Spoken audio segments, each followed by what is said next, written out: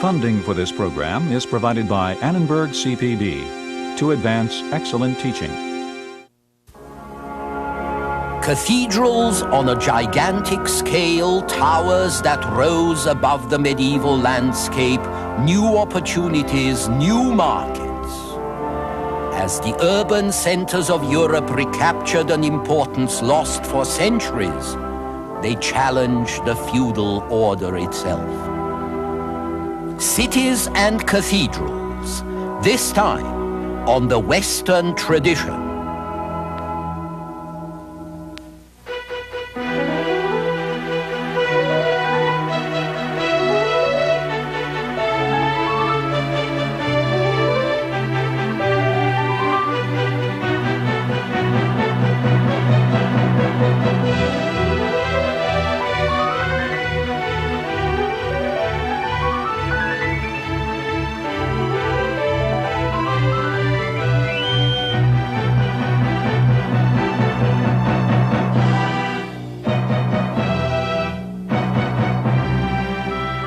And now UCLA professor Eugen Weber's continuing journey through the history of Western civilization.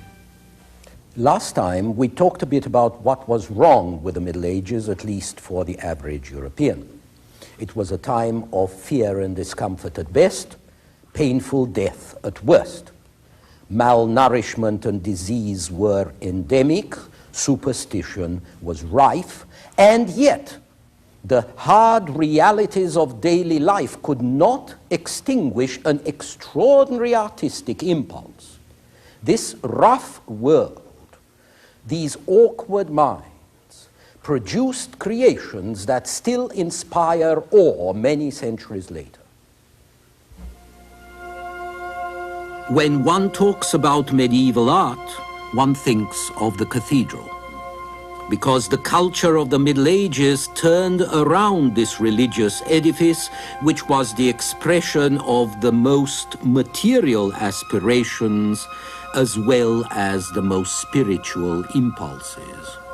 In a period of 3 centuries, from 1050 to 1350, France alone extracted several million tons of stone in order to build 80 cathedrals, 500 great churches, tens of thousands of parish churches. The French quarried and carried more stones in these 3 centuries than ancient Egypt in any period of its history, even though the Great Pyramid by itself has a volume of 2.5 million cubic meters. The foundations of the great cathedrals go as far as 40 or 50 feet down, which is the average level of a subway station. And in certain cases, these foundations form a mass of stone as great as that of the visible building above the ground. By the year 1400, there was one church for every 200 men, women, and children in Christendom, and the surface covered by religious buildings took up a great part of every city. Here is Norwich Cathedral. In places like Norwich, Lincoln, York, which had 20,000 inhabitants between them, there were 140 churches. There might have been more and bigger churches yet, except that it would have meant demolishing 1 or 2 neighboring churches and also building new lodgings for the people whose houses had been torn down, which tended to act as a brake on this building mania. Even so, the Cathedral of Amiens, which covered about 8,500 square yards, allowed the entire population of the city, about 10,000, to attend the same service. For a comparison on our own scale, you have to imagine a modern city building in its very center a sports stadium that could accommodate 1 million people. The same gigantic scale appears in the height of the walls, the towers, and the spires. This is the Cathedral of Beauvais in France. You could build a 14-story building inside the choir without reaching the roof, which is about 157 feet high. In the 12th century, the men of Chartres built a spire 345 feet high. Thank God no one has yet built a 30-story building there to equal it. And no one has put up a 40-story skyscraper in Strasbourg that could match the 466-foot spire of the cathedral there. Here was a powerful form of self-expression, and one which literally dominated a good deal of life, towering over the squat, crowded cities and visible for miles and miles around, so that even today you see the towers of the cathedral when you're still half an hour's drive away from Chartres. Clearly, the spirit that planned and built these extraordinary enterprises was not altogether primitive. It was inspired by a religious faith and religious awe that was determined to build temples to the Christian God more splendid than the heathens had ever conceived. Style and scale may have been affected by what was going on in Syria or in Spain, in Arab architecture, of which merchants and pilgrims were bringing back word, but it was also inspired by fierce local patriotism and pride, and by a very modern emotion, competitiveness. Every abbey and community and city wanted a bigger and better and brighter church than everybody else. It would be the most conspicuous possible mark of their piety, but also of their means and success. All who could afford it brought in architects and masons who could give them the empire state building of Christendom. Again and again, these towers and walls were thrust up to the sky, to the glory of God and the envy of the neighbors in the next town. Again and again they collapsed, only to be put up again. City raced city, and abbey raced abbey. In 1163, Notre Dame of Paris has the highest roof or nave at 103 feet. In 1194, Chartres built up to 108 feet. In 1212, Reims reached 113 feet. And 9 years later, Amiens bested that with 128. Finally, in 1225, Beauvais topped them all with 157 feet, only to have the whole thing crash down half a century later. Fortunately, by then, the architect was dead. Think how the builders of the cathedral tower at Pisa must have felt as it went askew before they could know that it would become a tourist attraction. Think also of the amount of capital in labor and resources that went into these structures. Scholars have argued that cities like Beauvais, which was very prosperous in the 13th century, declined thereafter in part because of such gargantuan endeavors, while the rich Italian cities built cathedrals far more modest relatively than those up in the north and invested their wealth more profitably. So this is another side of medieval character, the wild sprees of enterprise and rivalry that remind us of 19th century America, when confidence and drive and a desire to show off were tearing things down and building others up. At the same time, these creations were going to serve as a language, a form of expression, for the highest kinds of religious sensibility, of civic pride, of personal creativity in an era when Western man was still very much tongue-tied. You can see it all in the extraordinary elevation and sweep of arches and columns, in the grotesque caricatures that decorate stalls and capitals, in the impressive sculptures and murals that illustrate familiar stories from the Bible, like this flight to Egypt, or this temptation of Eve,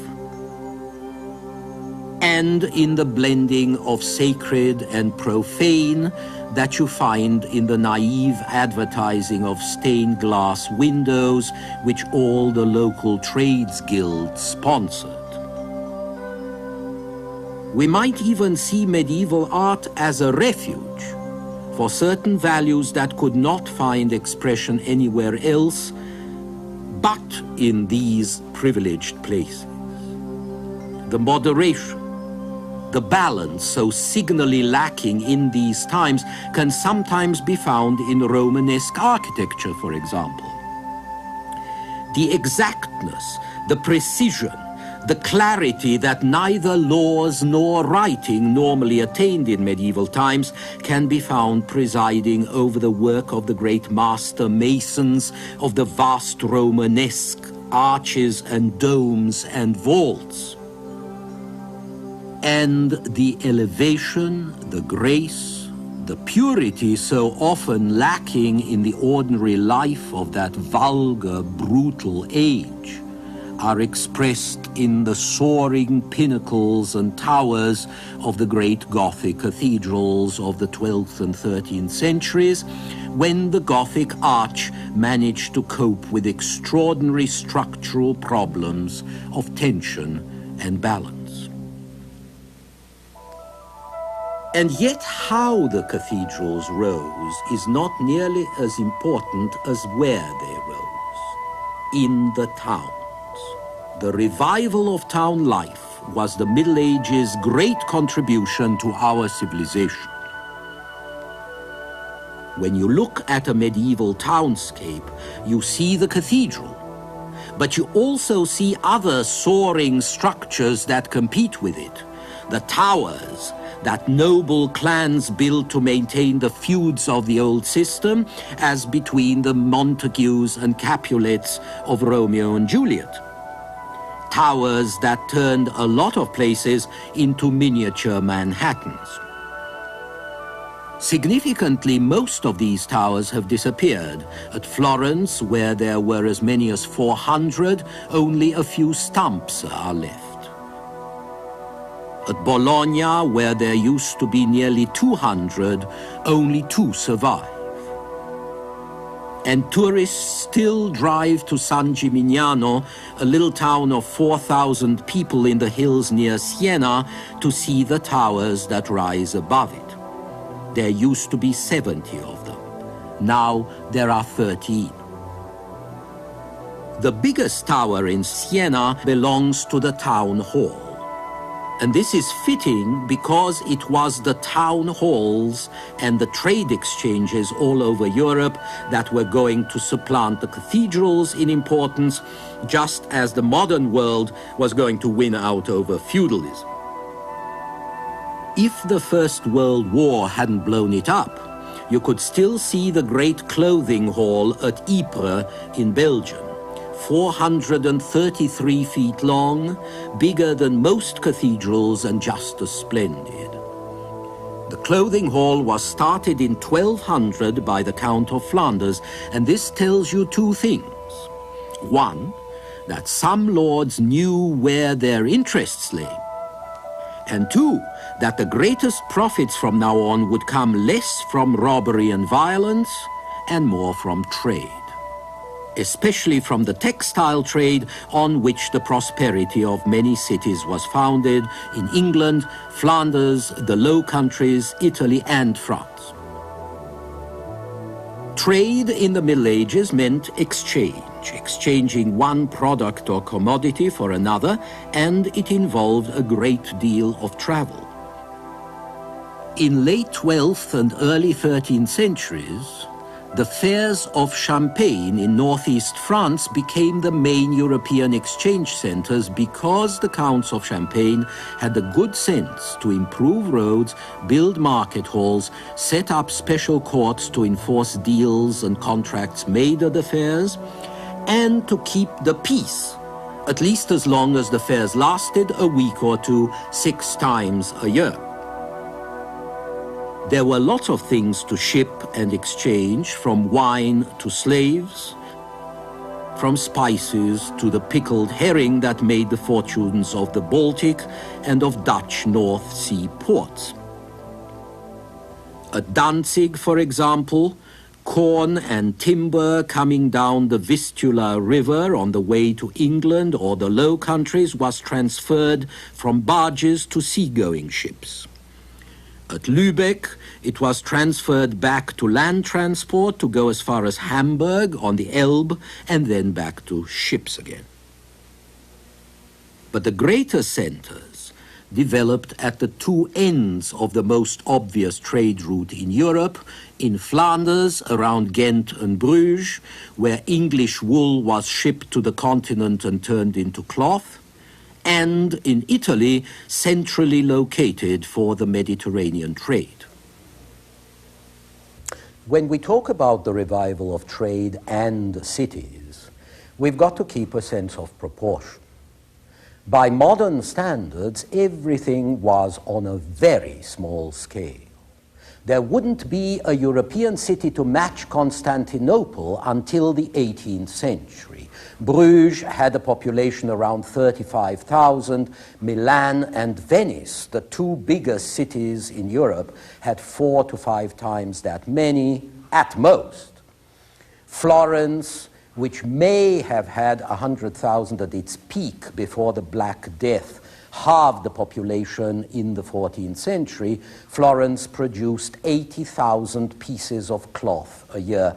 That's a lot less than the turnover of a single warehouse in Manchester in England in 1850. In the 15th century, all the forges of Styria in Austria, which was then the iron-making center of Europe, produced something like 2,000 tons a year. One steel mill today turns out that much in a single day. The great Florentine banks with branches all over Europe ran on a staff between 50 and 100 people. And the ships of the time were mere cockle shells. In 1492, the 3 caravels of Columbus put together had a capacity of 520 tons, which is less than 1/100th the tonnage of the Queen Elizabeth II.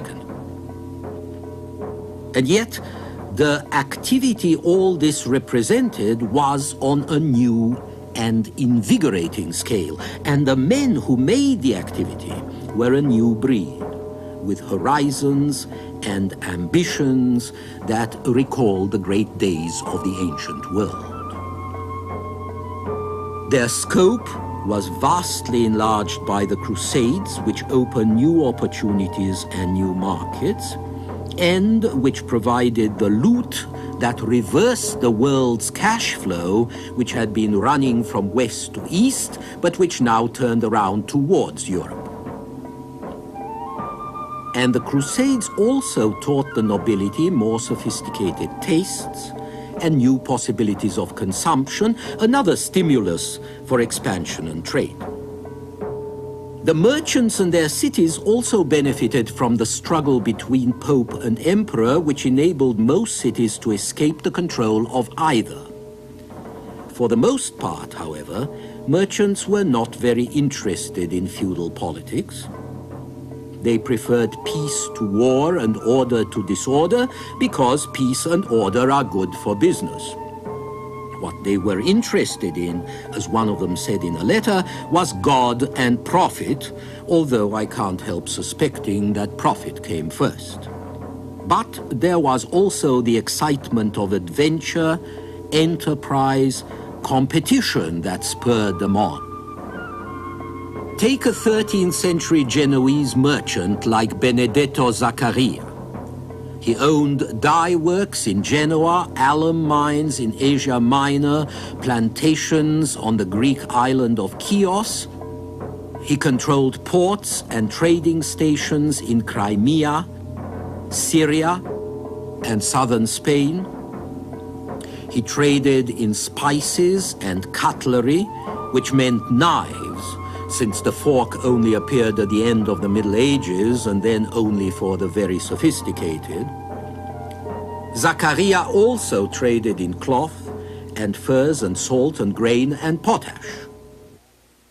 It was men like Zaccaria who developed new business methods, techniques for raising capital and shifting it around, bills of exchange, which were written orders directing that a specified sum be paid to a specified person, and which could themselves be exchanged to a third or a fourth or a fifth party. And there were places called exchanges where goods could be bought and sold on paper without being seen, and double entry bookkeeping to keep track of business, and new associations called companies, in which you could buy shares to spread the risk, and insurance to spread the risk still further. There was always risk, of course, and often it was personal as well as financial, especially for the small traders who traveled alone from one foreign place to another. Remember that foreign in the medieval world could well mean any place 5 or 10 miles from home. Here is the advice a 13th century Norwegian merchant gave to his son. The man who is to be a trader will have to brave many perils, sometimes at sea, sometimes in heathen lands, but nearly always among alien peoples. And it must be his constant purpose to act discreetly wherever he happens to be. If you come to a place where the king or some other chief who is in authority has his officials, try to win their friendship. And if they demand any necessary fees on the ruler's behalf, be prompt to render all such payments, lest by holding too tightly to little things, you lose the greater.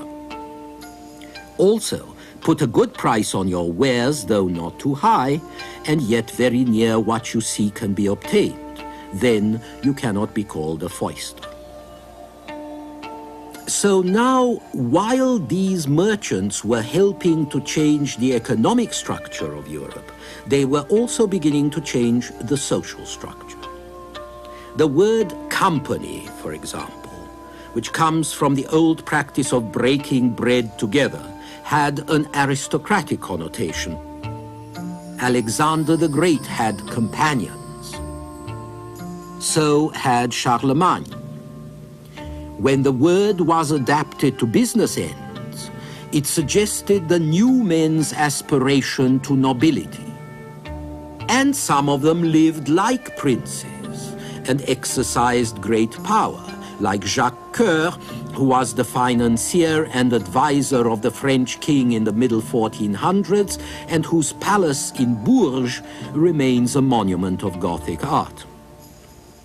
These were the people who invented modern banking, which was named after the banchi, the benches or stalls that merchants and money changers used in the marketplace.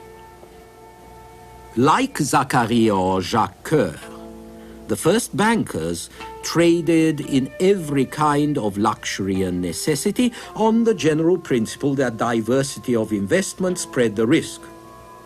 Soon they progressed far enough to help finance crusades, to lend money to kings and be ruined when these failed to pay back their loans, to take over the finances of the papacy, and finally to move from financing popes and kings to producing them. The Medici family of Florence produced 4 popes and 2 French queens in the 16th century alone. But families and individuals have risen in the world in all societies and in all ages. More important were the notions they embodied of investment in something else than salvation and the afterlife, of enterprise in something else than robbery and violence, of the importance of literacy and accuracy. Quite simply, what we now tend to disparage as bourgeois values: hard work, thrift, honesty, responsibility, all of which may be a bit of a bore, but which were a vast improvement over the bloody anarchy that had gone before. Next time, we shall look at how these economic and political changes began to transform Europe in the late Middle Ages. Please join us then.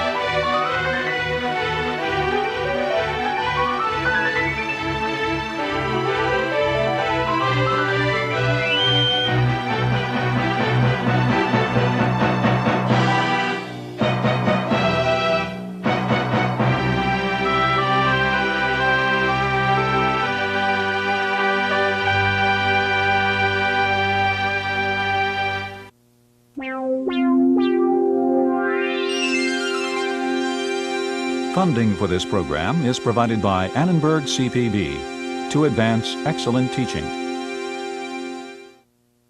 For information about this and other Annenberg CPB programs, call 1-800-LEARNER and visit us at www.learner.org.